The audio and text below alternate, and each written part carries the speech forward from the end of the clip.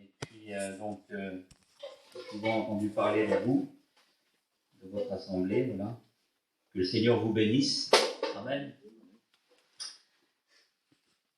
J'ai retenu un mot de ce que disait le frère de Châteauroux, là, parce que je vais aussi chez eux de temps en temps. Il disait, si je m'aurais écouté, je ne serais pas venu ce matin à la réunion. C'est triste.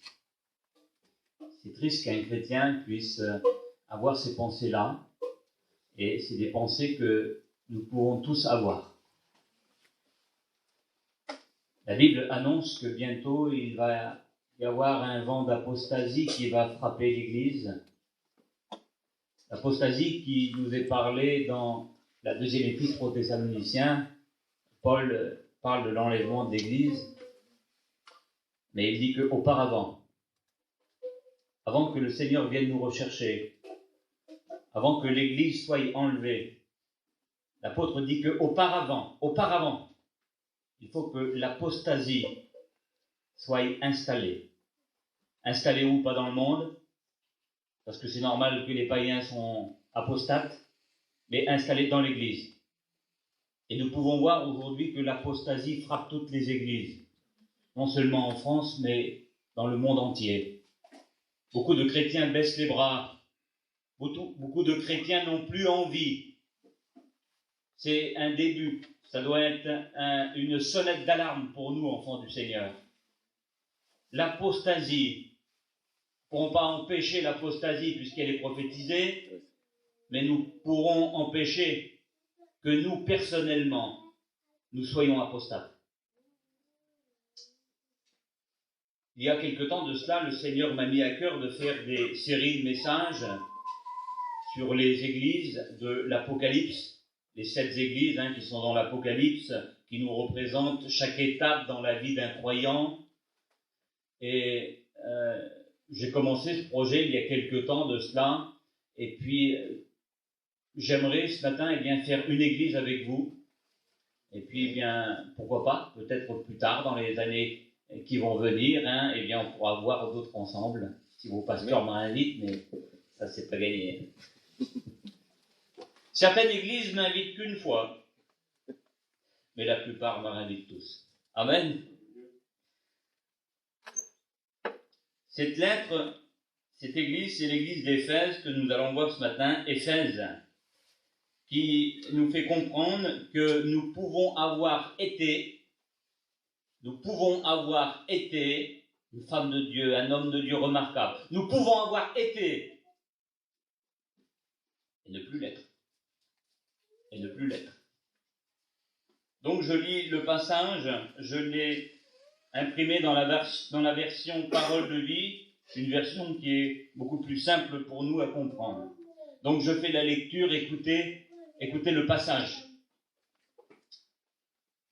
Écrit à l'ange de l'église qui est à Éphèse.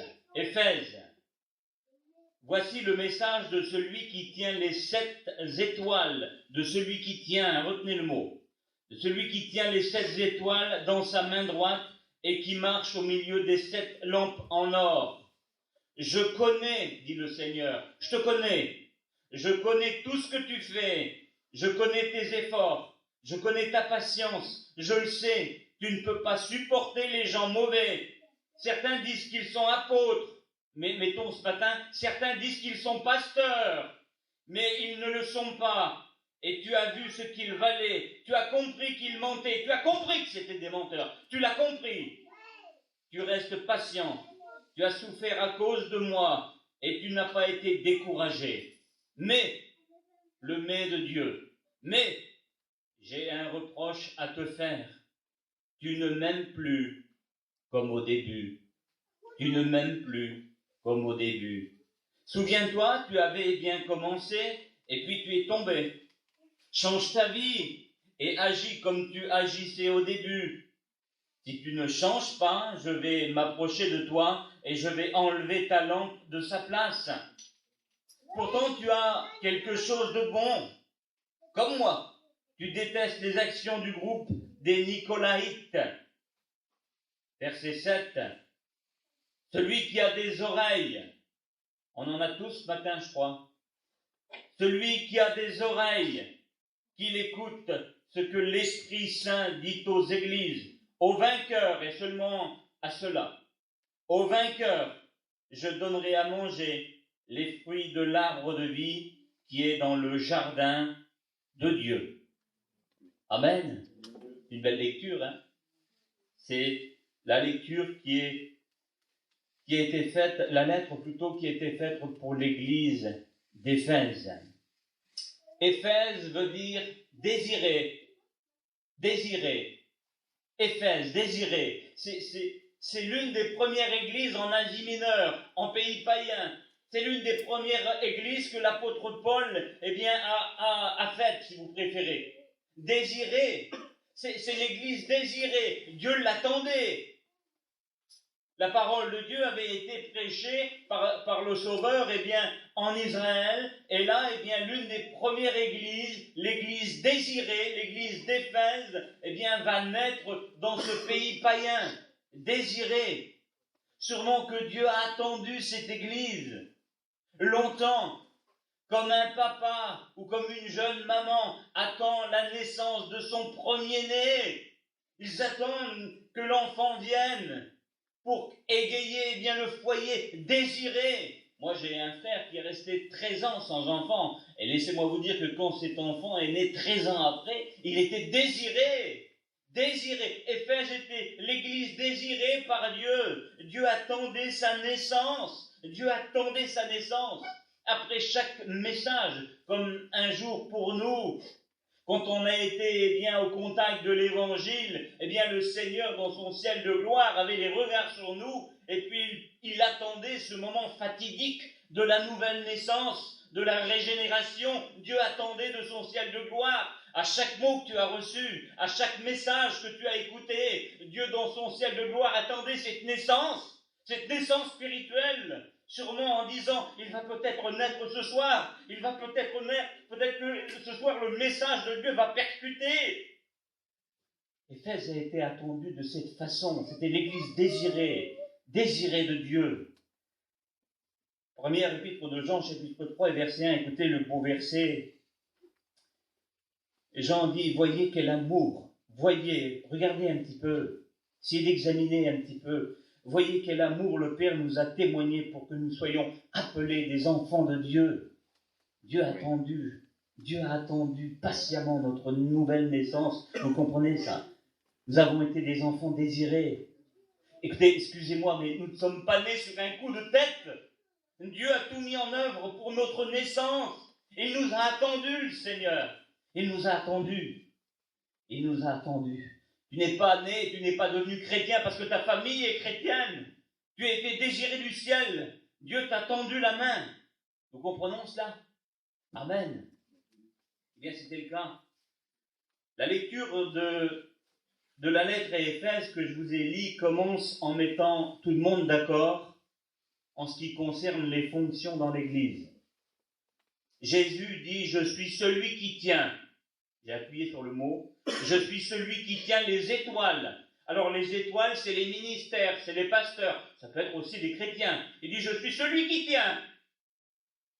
Comme pour dire, c'est moi qui place les hommes. Hein. Si ton pasteur ne te plaît pas, il ne faut pas que tu t'en prennes à lui. C'est Dieu qui l'a placé. Il dit, je suis celui qui tient. Si un pasteur prêche l'évangile, c'est parce que c'est moi qui l'ai voulu. C'est moi qui tiens les hommes. C'est moi qui les déplace. Quand quelqu'un ne plaît plus à Dieu, Dieu est capable. Dieu est capable de déplacer. C'est pour ça que nous voyons aujourd'hui bien des frères qui prêchaient autrefois la parole de Dieu, mais qui sont tombés dans le travers et qui ne sont plus dignes de prêcher. Dieu, le Seigneur fait son travail. C'est pas toujours le diable, c'est aussi des fois le Seigneur qui fout un coup de balai. Parce que la personne n'est plus digne. Je suis celui qui tient. C'est ce que Jésus dit. C'est moi qui tiens les ministères dans mes mains. C'est moi qui tiens les chrétiens dans mes mains. Je suis celui qui marche au milieu des chandeliers. Les chandeliers, nous le savons, c'est l'Église. Je suis celui qui marche. Je suis celui qui tient. Je suis celui qui place. Amen. Et heureusement que c'est lui qui fait ça. Hein, parce que sinon, on aurait beaucoup de problèmes. Je suis celui qui tient. Les chrétiens d'Éphèse étaient des véritables convertis. Je vous ai dit tout à l'heure que nous pouvons avoir été et ne plus l'être. Parce qu'on entend des fois dire, c'est pas chez vous, mais chez nous on entend ça. Ah, t'as vu ce qu'il s'est permis de faire, ou elle là-bas, là? Ah oui, hein. Ah oui, mais tu sais, elle n'était pas née de nouveau. Ah, il n'est pas né de nouveau, celui-là. Et à travers l'exemple d'Éphèse, nous allons voir que nous pouvons avoir été vraiment nés de nouveau. Nous pouvons avoir vraiment été un jour régénérés par la parole du Seigneur et passer par l'apostasie, et passer par l'abandon, et passer par un refroidissement. Les chrétiens d'Éphèse étaient des véritables convertis. Écoutez, c'était des chrétiens comme nous. La Bible, elle dit que c'était des anciens superstitieux, hein, comme la plupart d'entre nous. Signe de croix sur le carreau, le chat noir, attention! C'était des anciens superstitieux, Éphèse. La Bible dit dans le livre des Actes au chapitre 19, je crois, ils étaient venus bien brûler des anciens livres de magie. Éphèse avait fait ça, ils s'avaient converti au Christ. Ils avaient des anciens, alors il y a des frères qui ont fait le calcul, moi je ne suis pas bon en calcul, il y en avait pour une fortune de ces anciens livres de superstition. Ils étaient venus sur la place publique à Éphèse, et j'ai été moi-même à Éphèse, c'est magnifique Éphèse, et il y a une grande place comme ça au milieu, et puis la Bible dit qu'ils sont venus ici brûler des livres. Oui, c'était des convertis, ils s'avaient engagés, ils ne voulaient plus faire les choses qu'ils faisaient autrefois. Comme nous avant, on pratiquait des choses. Aujourd'hui, on ne veut plus ça. On a brûlé tout ça.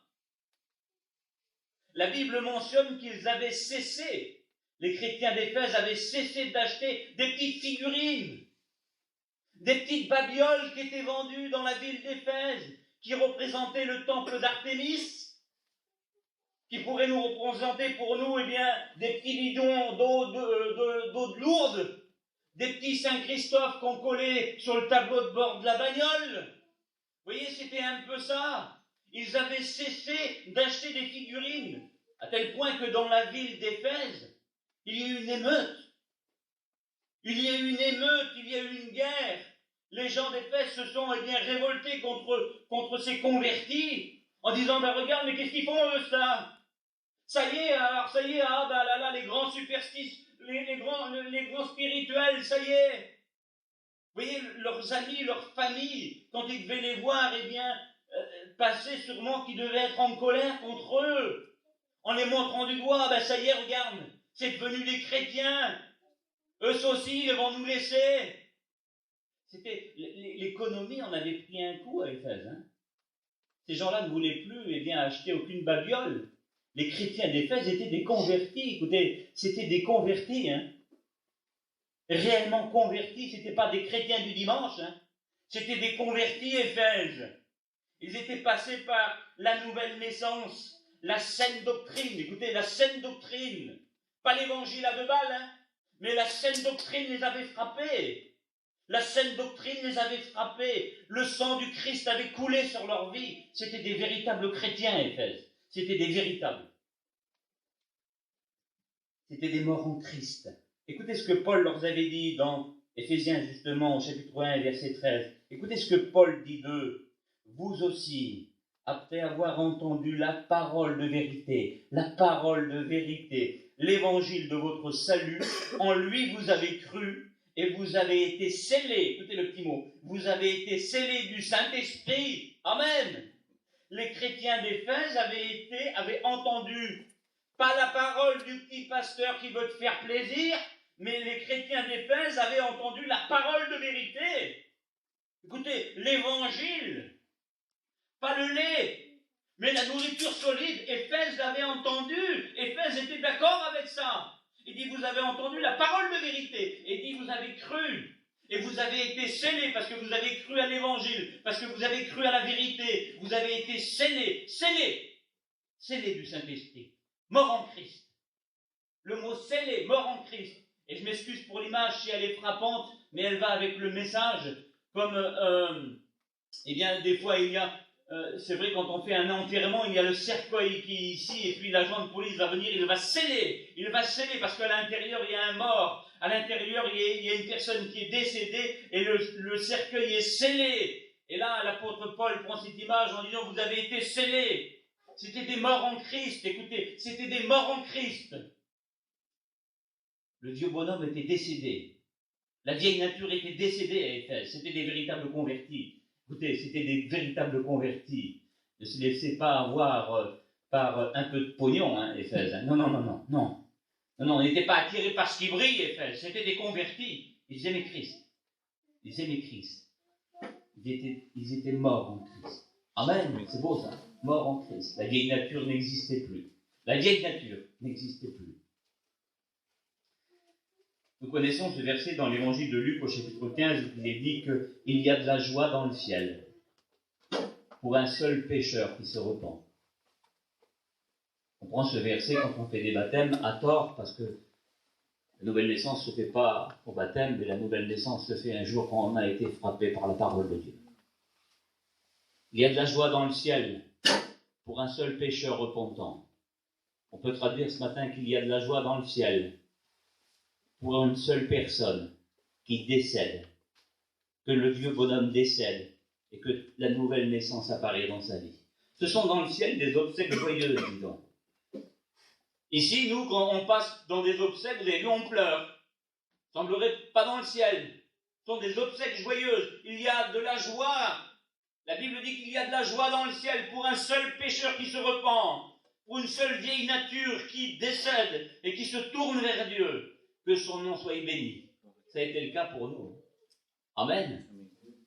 C'est beau ça. Les chrétiens d'Éphèse étaient des nés nouveaux. Ils aimaient la vérité. Écoutez, ils aimaient la vérité. Paul les avait souvent appris à revêtir. Vous voyez, revêtir.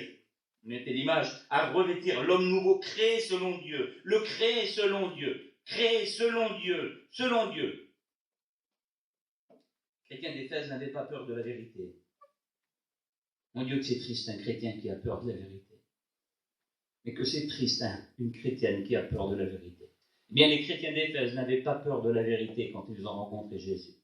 Écoutez, c'était des nés nouveaux, je le redis encore. Quand la vérité dérange un homme ou une femme, c'est qu'il ne la vit pas. Quand la vérité dérange un homme ou une femme, c'est qu'il ne la vit pas. C'est qu'il ne la vit pas. Bien, ce n'était pas le cas à Éphèse. Éphèse aimait la vérité. Éphèse savait tourner vers la vérité. Ils avaient cru dans la parole de vérité. Éphèse savait facilement reconnaître le vrai du faux. Hein. Il le savait. Il savait reconnaître le vrai du faux. Au verset 2, Jésus lui dit, je te connais, Éphèse. Le Seigneur pourrait nous le dire à chacun ce matin. Je connais tes efforts. Il dit, je connais tes efforts, je connais ta patience, Éphèse. Je ne sais pas par où tu as passé, chrétien, chrétienne. Mais le Seigneur te dit ce matin, je connais tes efforts. Je connais ta patience. Je connais à chaque fois qu'on t'a fait fermer la gueule et que tu avais raison, je connais. Je connais quand tu pleures le soir pour ta famille inconvertie. Je connais quand tu pleures pour des enfants qui vont dans le monde. Je connais, le Seigneur te dit. Il l'a dit à Éphèse, je te connais, Éphèse. Je connais tes efforts, je connais ta patience, je connais tout ça. Dans le livre des Hébreux, chapitre 6 et verset 10, la Bible nous dit que Dieu n'est pas injuste. Dieu n'est pas injuste pour oublier le fruit de notre travail. Amen. Dieu se rappelle de tout. Quand on sait qu'un seul verre d'eau, Dieu s'en rappelle. Alors imaginez-vous le reste. Chaque fois que tu as pardonné, chaque fois que tu as prié, à chaque fois que tu as aimé, à chaque fois que tu as passé l'éponge, Dieu s'en souvient. Dieu s'en souvient. Dieu n'est pas injuste pour oublier tout ce que tu as fait pour lui. C'est un bon payeur. Écoute, Dieu est un bon payeur. Aujourd'hui, certaines entreprises embauchent des personnes au noir, parce qu'on vit dans un monde comme ça. Aujourd'hui, on vit dans un monde où les gens travaillent au noir. Merci Seigneur que nous sommes sortis de cela. Et puis, eh bien, ils les payent, mais pas le prix qu'il faut. Ce sont des mauvais patrons. Leur font faire des heures supplémentaires, etc. Mais Dieu n'est pas comme ça. Dieu est un bon payeur. Dieu n'est pas injuste. Écoute le verset. Dieu n'est pas injuste pour oublier le fruit de votre travail. Et quand le jour de la paye va venir, laisse-moi te dire, quand le jour de la paye va venir, Dieu paye bien. Amen. Dieu a un gros carnet de chèques et Dieu paye bien. Écoute, attends la bénédiction. Attends la bénédiction. Dieu paiera. C'est beau ça, non? Amen. Alors, l'église d'Éphèse a des œuvres. On appelle ça aujourd'hui, dans le monde évangélique, une église activiste. Plein d'œuvres. Éphèse a plein d'œuvres. Alors, je l'ai dit dans le début de la lecture en mentionne 10. 10 œuvres, 10 points d'éloge, dis donc. T'es comme ça, t'as de la patience, t'es comme ça. Le Seigneur, avant de lui dire le mot fatidique, lui dit, écoute, t'as 10 points d'éloge. T'as 10 points d'éloge. 10 points d'éloge, 10 qualités. 10 qualités lui sont adressées. Il y a un seul point de condamnation dans Éphèse. 10 qualités, un seul point de condamnation. Alors nous, à notre pensée à nous, à notre vue à nous, on aurait pu se dire, quand même un bon chrétien, hein, 10 qualités. Bon, un défaut, et 10 qualités. On a pu se dire, bon, bah, t'as vu, qualité quand même, hein. Et Dieu ne compte pas comme nous. Dieu ne calcule pas comme nous. 10 qualités, merci Seigneur. Jésus n'oublie pas les qualités d'Éphèse, il les cite. Jamais le Seigneur n'oubliera ce que tu fais pour lui. Jamais Dieu ne négligera tes qualités. Mais laisse-moi te dire une chose, c'est que jamais, et ça c'est biblique, jamais nos qualités effaceront nos défauts. Jamais. Et c'était le cas à Éphèse. Il lui cite ses 10 qualités, mais le mais de Dieu, le mais qui vient tout renverser, le mais qui vient fermer la gueule de certains qui ont certaines de fois des pensées orgueilleuses, en disant mais j'ai quelque chose contre toi, j'ai quelque chose contre toi. L'abandon du premier amour. L'abandon du premier amour. Alors à Éphèse, les œuvres, ça va? 10 qualités. C'est une église qui a beaucoup d'œuvres. Pas de problème. Elle a la main dans le porte-monnaie, pas de problème. Elle a des œuvres. Les mains, ça va à Éphèse. Et le cœur, un peu moins bien. Le cœur, un peu moins bien. Et la Bible dit formellement qu'il veut que la vérité soit au fond du cœur. Dieu veut que la vérité soit au fond du cœur. Le jour où on n'aura plus la vérité au fond de notre cœur, on fera semblant. Ouais, je prends ma scène, le vêtement blanc. Ah oui, tu peux continuer. Tu peux continuer. Le jour où il n'y aura plus la vérité au fond de notre cœur, ça voudra dire que nous sommes devenus de pâles copies. De pâles copies. Les 10 qualités n'effaceront jamais un seul défaut. Nos 10 qualités n'effaceront jamais un seul péché. C'est le sang de Jésus qui efface les péchés. Ce ne sont pas nos œuvres. Jamais nous serons sauvés par nos œuvres. Jamais. Nous faisons des œuvres parce que nous sommes sauvés.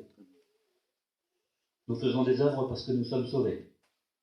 Et nous ne serons pas sauvés par nos œuvres. Amen. C'est clair ça, hein?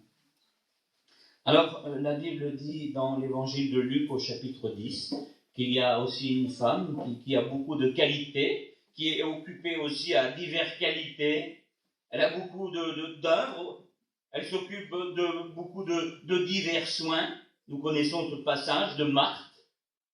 Occupée, la Bible elle dit occupée à faire beaucoup de choses pour le Seigneur, dis donc. Elle a fait beaucoup d'actes. Elle n'a pas compris non plus, elle. Et puis là, eh bien, le Seigneur va lui faire cette remontrance. Mais Marthe, mais une seule chose est nécessaire. Arrête de t'effoncer pour rien. Arrête. Une seule chose est nécessaire, Marthe. Une seule chose est nécessaire. La bonne part qui ne te sera jamais ôtée, c'est d'être au pied de Jésus. Amen. Mais tout le reste, c'est secondaire pour Dieu. Mais tout ce qu'on peut faire si on n'est pas au pied du Seigneur, c'est secondaire.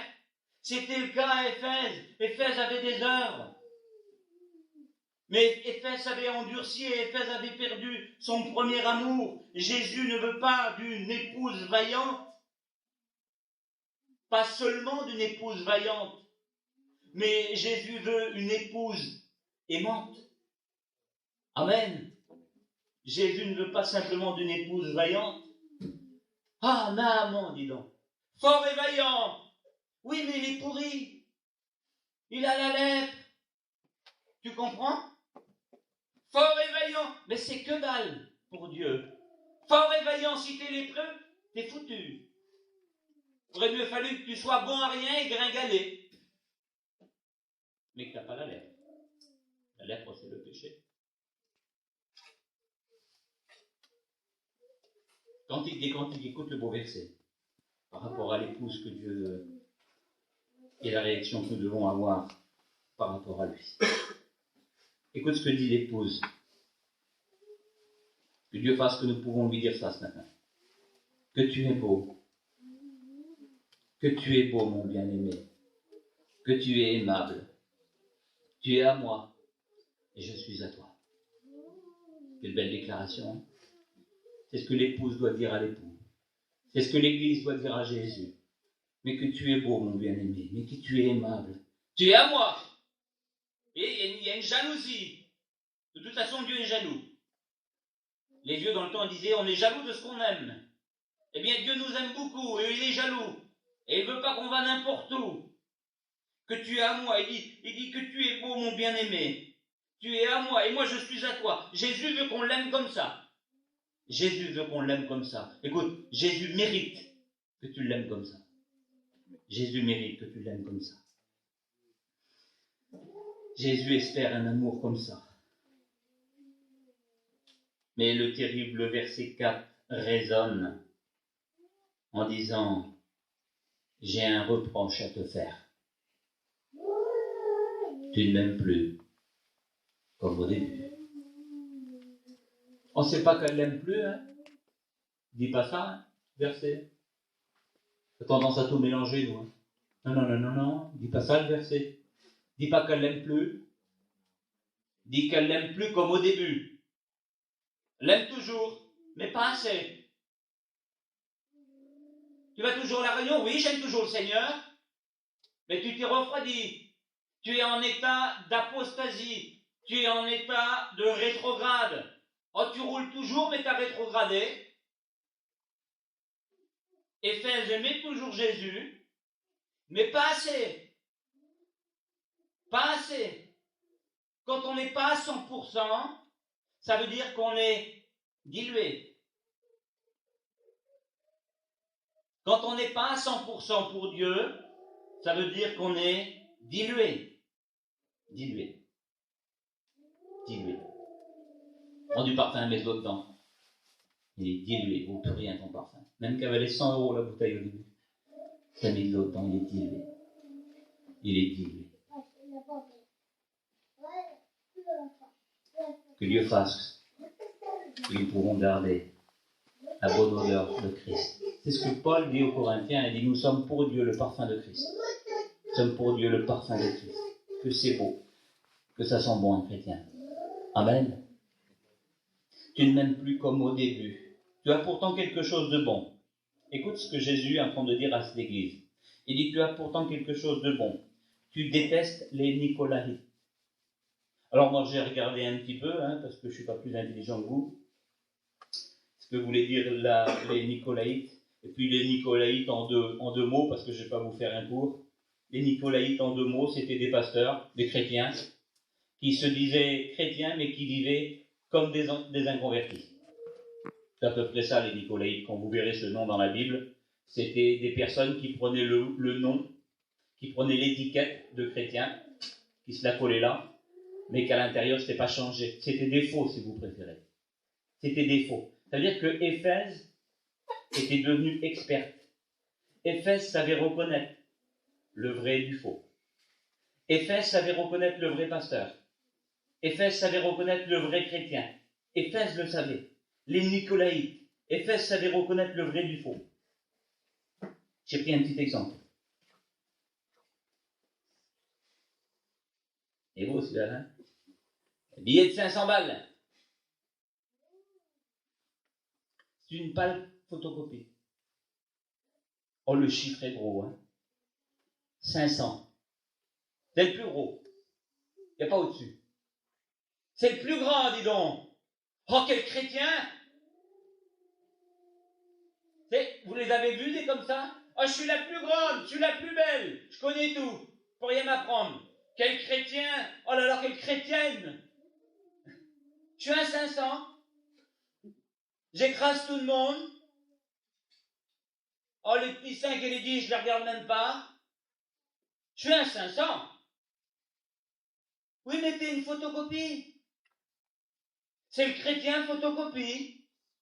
Tu es la plus grande, mais tu vaux rien. Éphèse savait reconnaître ça. Écoutez, regardez.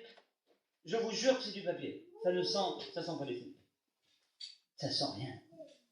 Ça sent rien. Écoutez, info, ça sent rien. Ça sent rien. Tiens, regarde. Ça, c'est un vrai. 100 fois plus petit. 500 et 5. 100 fois moins. 100 fois moins. Il sent les levés. Écoute, 100 fois moins. Par contre, il sent l'or. Il sent les sous. Vous comprenez ce que je veux dire? Si je le tendrais, et les enfants là ce matin, si je fais ça, et les petits, lequel vous voulez? Ils viendraient. Rien foutre de ton papier là, donne-moi celui-là. Vous savez pourquoi ils prendraient celui-là, les petits? Parce qu'avec celui-là, ils peuvent aller à la boulangerie. Avec celui-là, ils pourront rien faire. Rien. Vous savez pourquoi? Avec un faux, on ne pourra rien faire. Je vous jure qu'avec un faux, on ne pourra rien faire. Je vous jure qu'avec une photocopie, on n'ira pas au ciel. Mais si on est un vrai, même qu'on vaut 100 fois moins, mais si on est un vrai, si Jésus est là, même qu'on est le plus petit, bon, on a de la valeur. Amen. Éphèse connaissait tout ça. Éphèse connaissait. Éphèse savait reconnaître les Nicolaïtes, les faux. Éphèse le savait. Dans le livre des Actes, au chapitre 20, Paul les avait enseignés et il les avait prévenus. Paul leur avait dit, écoutez Éphèse, écoutez chrétiens d'Éphèse, et le Seigneur nous le dit ce matin, il s'introduira parmi vous des loups. Il s'introduira parmi vous des loups cruels qui n'épargneront pas le troupeau. Éphèse, les chrétiens d'Éphèse connaissaient ça. Il y a 2000 ans, ils étaient avertis de cela. Il s'introduira parmi vous. Vous voyez, s'introduire sournoisement, tout doucement. On ne l'a pas vu. On ne l'a pas vu venir des dents. Il s'introduira parmi vous des loups cruels. Et Jude, qui est le frère du Seigneur aussi, disait, lui, eh bien que il nous faut éprouver, il nous faut sonder, il nous faut examiner de tels hommes. C'est à nous de le faire. Jude disait, il dit, ils vont se glisser parmi vous. Ils se glissent parmi vous. Et Paul dit, eh bien, qu'ils vont venir, ils vont s'introduire. Et Jude, lui, dit, ils se glissent. Attention, chrétiens, ils se glissent. Et puis, je ne sais pas, mais c'est qui se glisse? Les serpents, hein? C'est pas preuve du contraire. Et Jude dit, attention à de tels hommes. Et Jude va plus loin en disant, ce sont des nuées sans eau. Ce sont des nuées sans eau. Alors moi, je suis un breton, hein. J'habite Morlaix, dans le Finistère, près de Brest. Alors, on ne va pas me la faire à moi, je sais ce que c'est qu'une nuée sans eau. Je sais ce que c'est, une nuée sans eau. Vous savez ce que c'est qu'une nuée sans eau? Surtout pour Israël. Israël connaissait ce mot. Hein. Une nuée sans eau.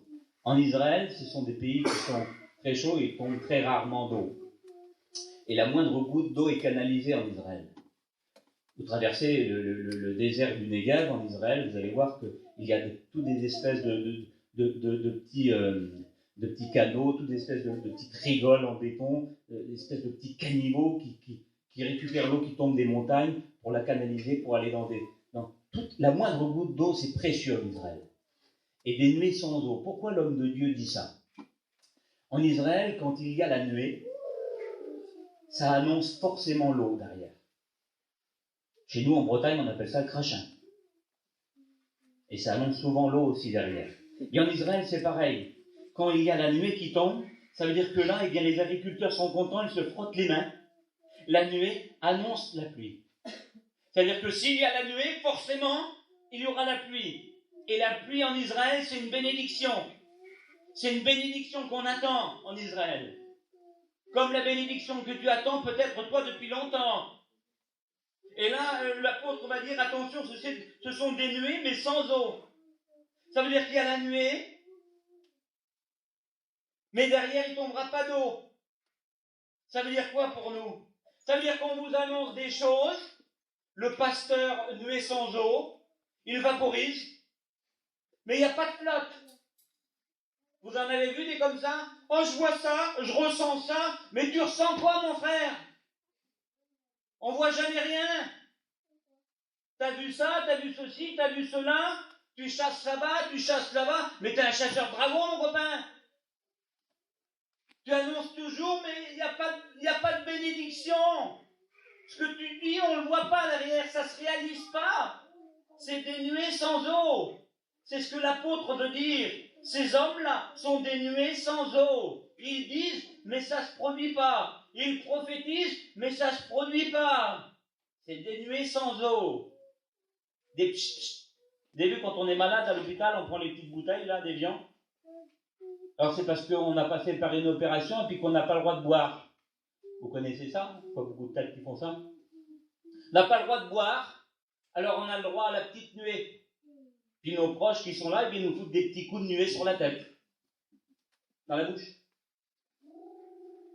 Mais vous avez vu, vous avez toujours aussi soif. Parce que ça vous a rafraîchi, mais il n'y a pas eu la flotte. Ça t'a pas désaltéré. Ça t'a fait croire à quelque chose. C'est ce que l'apôtre est en train de dire. Il dit, ces hommes-là, ce sont des nuées sans eau. Pasteur qui vaporise. Écoute le beau verset dans le prophète Osée, chapitre 9 et verset 16. Il dit, Éphraïm. À cette époque-là, le peuple d'Éphraïm était en train de vivre une apostasie comme c'est pas permis. Il dit, Éphraïm, Éphraïm, Éphraïm, tu es frappé. Ta racine est devenue sèche. Ta racine, c'est-à-dire que ce qui ne se voit pas, ta racine est devenue sèche et tu ne porteras plus de fruits. Vous voyez, il semblerait que Dieu voit l'invisible. L'invisible, c'est la racine. Nous, on voit souvent les feuilles. L'arbre est beau, il est vert, on se frotte les mains. Mais le Seigneur regarde au cœur. On connaît aussi cet autre verset. Alors des fois, nous, on voit un beau feuillage, mais si on saurait que la racine est complètement pourrie, eh bien Dieu le voit. Et c'est le reproche qu'il est en train de faire, que le prophète Osée est en train de faire Ephraïm. Il dit, tu es frappé. Mais ta racine est devenue sèche. Et à cause que ta racine est devenue sèche, je te promets que tu ne porteras pas de fruits. Parce que quand notre racine est sec, on ne peut pas porter de fruits. En tout cas pour Dieu. On ne peut pas. C'est impossible. Si l'invisible, écoute ça, si l'invisible est sec, le visible n'apparaît pas. Le visible n'apparaît pas. C'est un cas. Ce n'est qu'un mensonge. Ce n'est qu'un mensonge. Les Nicolaïtes avaient les mêmes critères, avaient les mêmes doctrines que Corée, que l'égarement de Balaam. Vous connaissez Balaam? Balaam le faucheton, qui se fait acheter par les brebis. Balaam le prophète, qui se fait acheter par les brebis. Pourrait-il y avoir des hommes de Dieu qui se font acheter par les brebis? Normalement, c'est le berger qui achète les brebis. On se rappelle de Jésus, il nous a tous rachetés, qui a donné sa vie, c'est le berger qui rachète ses brebis. Là, dans l'exemple de Balaam, c'est le contraire. C'était les brebis qui avaient misé ensemble pour s'acheter un prophète. Pasteur, dis-nous tout ce qu'on aime entendre. Dis-nous que c'est pas grave nos petites fraudes. Dis-nous-le. Dis-nous-le que c'est pas grave nos petites réunions loupées. Dis-nous-le. Écoutez, je vous promets que c'était ça, Balaam. C'était ça. Mais c'est Christ qui rachète les brebis, c'est pas le contraire. C'est pas le contraire. Vous savez que Jésus ne nous a pas achetés, il nous a rachetés. Il nous a rachetés. Nous sommes pas des achetés, nous sommes des rachetés. Vous savez pourquoi? Parce que dès le départ, nous sommes des créatures de Dieu. Et dans l'épître aux Romains, chapitre 7, je crois, il dit que nous nous sommes vendus au péché. C'est-à-dire qu'on était à Dieu. Nous-mêmes, on s'est vendus au péché. Et dans son amour, il nous a rachetés. C'est-à-dire que Dieu a racheté quelque chose qui lui appartenait déjà. Il nous aime beaucoup. Dieu a racheté quelque chose qui lui appartenait déjà. Parce qu'on s'est vendu volontairement au péché. Et dans son amour, il a eu pitié de nous. Et il a racheté, il a payé le prix, tant pis. Il aurait pu dire, dis donc, c'est à moi ça, hein? Tu me le redonnes. Non, il a payé le prix. Tellement qu'il nous a aimés. C'est beau? Amen. Les Éphésiens, eh bien, connaissaient tout ça. Je vais terminer. Hein. Les Éphésiens connaissaient tout ça. Les Éphésiens n'étaient pas emportés à tout vent de doctrine. Il passait beaucoup de gens à Éphèse. Éphèse, c'était un port, comme Saint-Nazaire, comme chez vous. Il passe beaucoup de gens ici. Eh bien, à Éphèse, il passait énormément de gens aussi. C'est un port. Il y a eu beaucoup de commerce, il y a eu beaucoup de bateaux qui arrivaient et qui repartaient à Éphèse. Ça veut dire quoi? Ça veut dire que les chrétiens d'Éphèse, l'église d'Éphèse, elle en avait vu passer des clowns. Elle en avait vu passer des marchands de bonheur, Hannibal. Elle en avait vu. Vous voyez, Éphèse savait focaliser là-dessus. Éphèse savait focaliser sur les Nicolaïtes. Éphèse savait focaliser sur les faux. À sa grande perte, vous allez le voir après. Éphèse savait, à Éphèse, il passait beaucoup de gens, et puis, eh bien, écoutez le verset que j'ai mis ici. Nous devons être pris au sérieux. L'Église de Jésus-Christ doit être prise au sérieux. Le chrétien né nouveau doit être pris au sérieux. La femme de Dieu doit être prise au sérieux. Mes sœurs, quand vous ouvrez la bouche dans votre foyer, quand vous donnez bien des conseils à vos enfants, à vos belles-filles, à vos gendres, peu importe. Écoutez, vous devez être pris au sérieux. Quand vous parlez à vos enfants, ça doit se taire derrière. Vous comprenez? Un chrétien, c'est pas n'importe quoi. Un chrétien, quand il dit quelque chose, écoutez, ça se tait autour. Même si c'est pas toujours le cas, même si c'est peut-être pas le cas chez toi, ça doit le devenir. Un chrétien est pris au sérieux. Quand il parle, c'est un enfant de Dieu qui parle. Et nous devons prendre cette autorité-là, de dire, écoute maintenant. Ici, c'est un foyer chrétien. Et on ne fera pas n'importe quoi ici. Tu ne t'habilleras pas n'importe comment ici. Ici, on sert Dieu. Ici, on sert Dieu. Un chrétien doit être pris au sérieux. Écoute le beau verset de 1 Corinthiens, chapitre 14 et verset 21. Écoute ça. Paul dit, c'est par des hommes étrangers. C'est par des hommes étrangers. C'est par des lèvres étrangères que je parlerai à mon peuple. Ça veut dire quoi? Ça veut dire que là, Paul est en train de prévenir que Dieu peut permettre cet affront, parce que c'est un affront. Hein. Dieu peut permettre cet affront.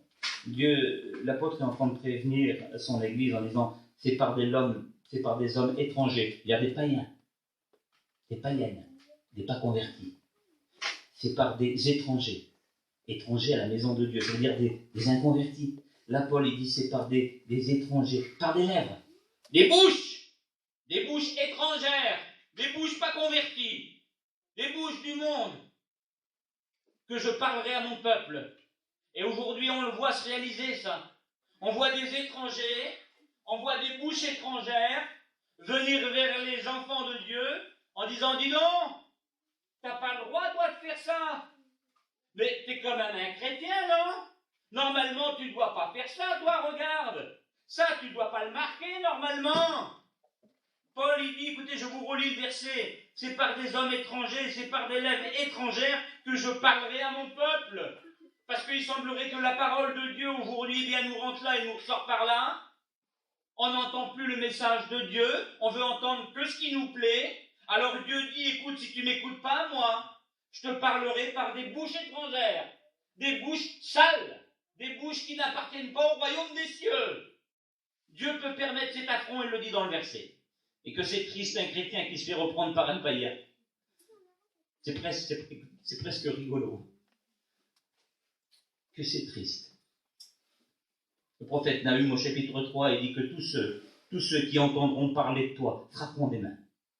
Le prophète Nahum en remet une petite couche. C'est le prophète qu'il y a eu après Jonas. Il dit, tous ceux qui entendront parler de toi frapperont des mains. Signe de moquerie. Vous en avez vu des comme ça? Frapper des mains sur des chrétiens, se moquer des chrétiens, en disant ah ben il est beau le chrétien! La Bible prophétise ça. Il dit tous ceux qui entendront parler de toi, tellement que tu n'es pas enraciné, tellement que tu te plais, tellement que tu m'as désobéi. Il dit tous ceux, c'est-à-dire que tu perdras ton témoignage, on perdra notre témoignage. Que Dieu fasse que nous ne soyons pas de cela. Et ce n'était pas le cas d'Éphèse. Éphèse aimait Jésus. Éphèse aimait, c'était des convertis. La Bible dit que Éphèse ne pouvait pas supporter les gens mauvais. C'est ce que le Seigneur lui dit. Écoute, il dit, je sais que tu ne peux pas supporter les gens mauvais. Éphèse avait tout abandonné pour Jésus. Hein. Est-ce que nous, on l'a vraiment fait? Est-ce qu'on est vraiment prêt? Je pose cette question, ne me répondez pas, hein, mais répondez dans votre cœur. Est-ce qu'on est vraiment prêt à tout abandonner pour lui? Est-ce qu'on est vraiment prêt? Est-ce que le choix est net dans notre cœur? Est-ce que c'est vraiment... Est-ce qu'on est prêt à tout abandonner? Est-ce que Seigneur, oui, pour toi, mon sauveur, mais je repars en vélo? Mais sans rien, Jésus. Mais juste avec toi, je repars. Est-ce que c'est comme ça dans notre cœur? Est-ce qu'on est prêt à tout lâcher pour lui? Est-ce qu'on est prêt à ça? Est-ce qu'on est prêt à tout lâcher? Je ne parle pas de nos familles, hein? Je parle du reste. Est-ce qu'on est prêt à tout lâcher pour lui? Est-ce qu'on est prêt à vivre pauvrement pour lui? Est-ce qu'on est prêt à vivre pauvrement pour lui?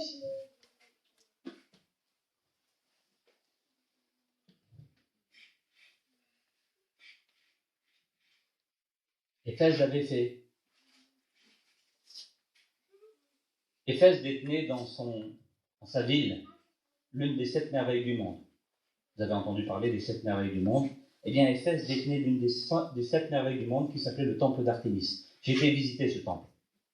C'était quelque chose de magnifique avec des colonnes de marbre. C'était quelque chose de terrible. Le temple d'Artémis faisait partie des 7 merveilles du monde, écoutez, du monde entier, de la planète. Et Éphèse, avait ce temple. Et sûrement, que les Éphésiens étaient fiers de leur temple, mais tout le monde parlait de cette merveille. À chaque fois, qu'ils devaient parler à d'autres en disant, mais t'es d'où, toi? Ben, je suis d'Éphèse, moi. Ne me dis pas que t'es d'Éphèse. Là où il y a le temple? Ben oui. Mon Dieu, c'est pas vrai, quelle beauté. Oui, c'est comme ça. Éphèse détenait la 7e merveille du monde. Le temple d'Artémis, c'était pas rien, Éphèse. Mais c'était pas rien d'être citoyen d'Éphèse.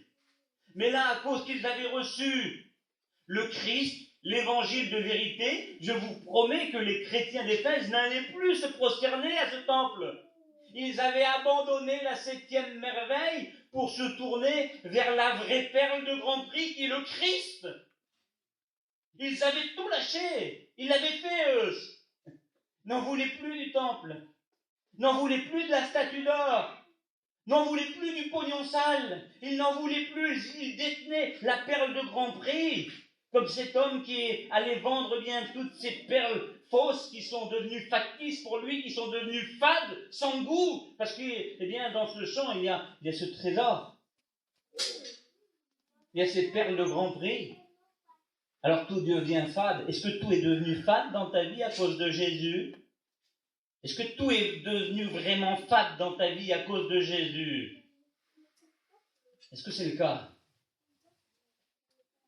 Ça doit l'être, enfant de Dieu. Et je sais que ça l'est. Gloire à Dieu, il n'y a que Christ qui compte.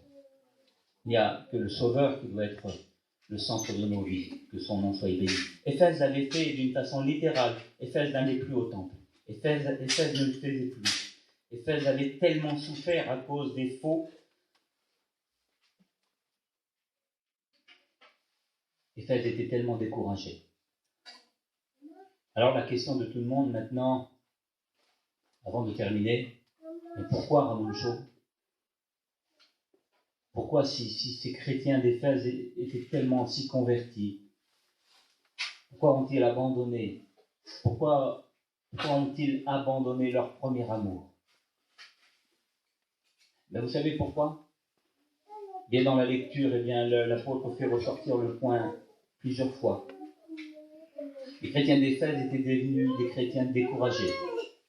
Les chrétiens d'Éphèse étaient devenus des chrétiens déçus. Déçus de ce qu'ils voyaient. Déçus de ce qu'ils entendaient. Déçus de leur entourage. Est-ce que c'est pas décevant des fois ce qu'on voit et ce qu'on entend autour de nous? Et qu'on se dit, Seigneur, c'est pas vrai. Encore lui, il est tombé là. Encore elle, ne me dis pas qu'il a fait ça. Ne me dis pas que tel et tel pasteur a encore tombé là-bas. Seigneur, c'est comme à m'avouer, ce sont des nouvelles décourageantes. Alors Éphèse savait focaliser sur le faux et le vrai. Éphèse était devenue experte. Éphèse avait tellement été déçue qu'elle avait peur. Éphèse avait peur de ce qui rentrait chez elle. Éphèse savait focaliser là-dessus. Et à cause de ça, Éphèse avait oublié le plus grand commandement de Dieu. Dans l'évangile de Matthieu, chapitre 12, et au verset 30, le Seigneur va dire, écoute, tu aimeras le Seigneur ton Dieu de tout ton cœur, de toute ta force, de toute ton âme et de toute ta pensée. Éphèse avait tellement focalisé sur les autres. On est tellement découragé par ce qu'on voit, par ce qu'on entend des fois, qu'on se tourne de la croix. Vous comprenez ça? Parce qu'on a tellement été déçus. On a tellement été déçus, découragés, que notre cœur, il s'endurcit. C'est ce qu'il y avait eu à Éphèse. C'est pour ça que le Seigneur dit, tu m'aimes plus comme avant, hein? Arrête de regarder les autres. Éphèse, arrête de regarder les autres. Éphèse, arrête de regarder les pourris. Arrête de regarder les carnes, Éphèse. Arrête de regarder ceux qui se vendent au péché, Éphèse. Tu ne m'aimes plus comme au début, mais regarde à la croix. Regarde ce que j'ai fait pour toi, moi. Laisse-les les autres. Laisse-les les Naamans, les forts et vaillants pourris. Laisse-les. Éphèse savait tellement focaliser sur les autres. Éphèse était tellement devenue experte pour voir le faux du vrai qu'elle ne voyait même plus la croix. Elle ne voyait même plus son sauveur. Écoutez, pourquoi ce message? Dieu nous prépare à l'apostasie qui va souffler sur l'Église, je l'ai dit en début de prédication. Oui, beaucoup de salles se videront. Beaucoup de salles se rempliront aussi. Gloire au Seigneur, parce que l'œuvre de Dieu, elle marche toujours. L'œuvre de Dieu, elle marche toujours. Et quand il est dit que dans les derniers temps, beaucoup abandonneront la foi, il n'est pas question des nouveaux convertis. Il est question de ceux qui vont se refroidir. Donc le Seigneur nous prévient que l'apostasie qui va venir, que les choses qu'on entend, que les choses qu'on voit, ne doivent pas nous décourager. On ne doit pas, regarder les autres, mais on doit regarder la croix. Amen. Et si on fait cela, notre amour pour Jésus demeurera éternellement. Et le reproche que Jésus a fait à Éphèse, ce que j'ai contre toi, c'est que tu ne m'aimes plus comme au début. Pourquoi? Parce que tu te focalises sur les autres. Arrête de regarder les autres, regarde-toi à toi, regarde-moi à moi, regarde ce que tu pourras faire demain, Éphèse. Et puis peut-être demain, là où tu as perdu hier, demain tu peux peut-être gagner, Éphèse. Oui, c'était le message de Jésus. Alors qu'est-ce qu'on peut faire? Se baptiser une deuxième fois? Bien sûr que non. Mais David avait trouvé la réponse. Écoutez le beau psaume, et je termine par ce psaume. Dans le psaume 51, écoute ce que David dit à Dieu. David, le jeune berger, qui était déçu, découragé, affaibli. Écoute la prière de David. Ça doit être la nôtre. Peut-être toi qui passes dans le découragement. Peut-être toi qui as entendu et qui as vu beaucoup de choses et qui sont en train de tout doucement de te refroidir parce que c'est le cas d'Éphèse. Tout doucement en train de te refroidir parce que tu regardes trop les autres. Écoute ce que David dit à Dieu. Psaume 51. Ô Dieu, crée en moi un cœur pur. Renouvelle en moi un renouveau. Renouvelle en moi un esprit bien disposé. Amen. Mais quelle prière pour Dieu. Seigneur, c'est vrai que je suis en train de me refroidir tout doucement. Seigneur, que je puisse pas regarder les autres. Mais qu'est-ce qu'on en a à faire des Nicolaïtes, Seigneur? Que je puisse regarder à la croix. Hébreux chapitre 12 et verset 2. Ayons les regards sur Jésus, qui suscite la foi et qui l'amène à la perfection. Que son nom soit béni. Vous avez vu que des fois, eh bien, les sédentaires se font une nouvelle demande en mariage, parce que se sont beaucoup aimés, beaucoup d'années ont passé, et puis là, pour prouver eh bien, leur amour, ils se remarient une deuxième fois à l'église. C'est un réengagement, c'est un nouveau départ, c'est une nouvelle demande en mariage. C'est ce que David fait dans ce psaume. Il dit, oh Dieu, crée en moi un cœur pur, renouvelle en moi, Seigneur. Je veux renouveler, Seigneur. À nouveau, je te redonne mon cœur, Seigneur. C'est ce que David est en train de dire, je te redonne encore mon cœur, Seigneur. Écoutez, est-ce qu'on ne pourrait pas le faire, nous, ce matin? Dire, Seigneur, c'est vrai que j'ai été découragé. C'est vrai qu'on voit beaucoup de choses, Seigneur, autour de nous. Mais Seigneur, j'ai compris ce matin, à travers l'église d'Éphèse, j'ai compris que si je regarde trop les autres, eh bien, mon amour va baisser pour toi. Je veux regarder que toi. Je l'ai compris ce matin, Seigneur. Je veux faire comme David. Renouvelle en moi, Seigneur, un esprit bien disposé. Renouvelle en moi, Seigneur, un cœur nouveau. Je te donne mon cœur, Seigneur, notre Dieu. Je te donne mon cœur ce matin. Fermons les yeux, s'il vous plaît. Seigneur, merci pour ta parole. Oui, Seigneur, nous avons compris que les choses du dehors peuvent être néfastes pour nous. Donne-nous, Seigneur, à regarder sur ce qui est positif. Donne-nous à regarder sur nos frères qui aiment le Seigneur et qui travaillent de tout leur cœur. Donne-nous, Seigneur, à regarder les bons exemples.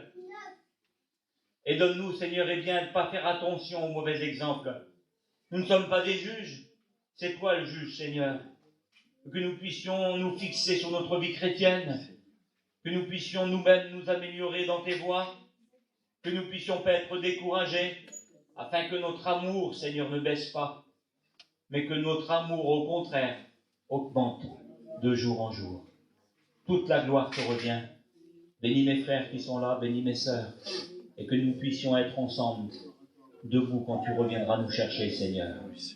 Toute la gloire te revient au nom du Christ, au nom de Jésus. Amen. Amen. Prions le Seigneur, s'il vous plaît.